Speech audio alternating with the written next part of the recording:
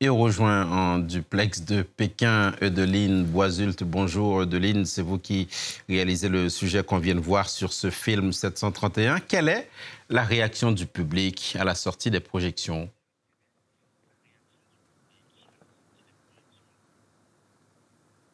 Eh bien, les réactions ont été très vives et très intenses.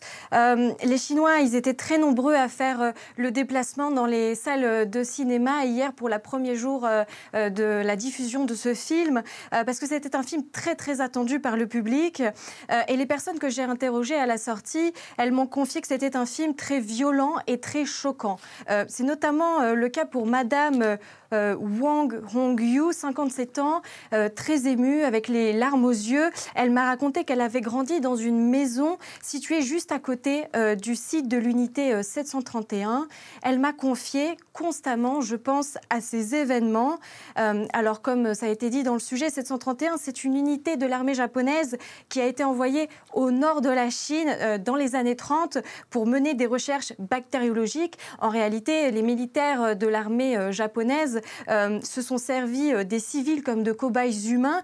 Et c'est bien pendant 2 heures, pendant la diffusion du film, que les spectateurs ont vu ces images atroces, ces reproductions de vivisection, d'infections volontaires à la peste ou encore d'amputation sans anesthésie. Et le récit a été également complété par 15 minutes d'images et de documents historiques qui attestent de ces crimes de guerre. Aujourd'hui, on estime entre 3 000 et 5 000 le total de nombre de personnes qui auraient péri à cause de ces crimes. Et Eudeline, bien que le film soit dur, classé comme film d'horreur, vous l'avez dit, il est en deçà des exactions commises par cette unité 731.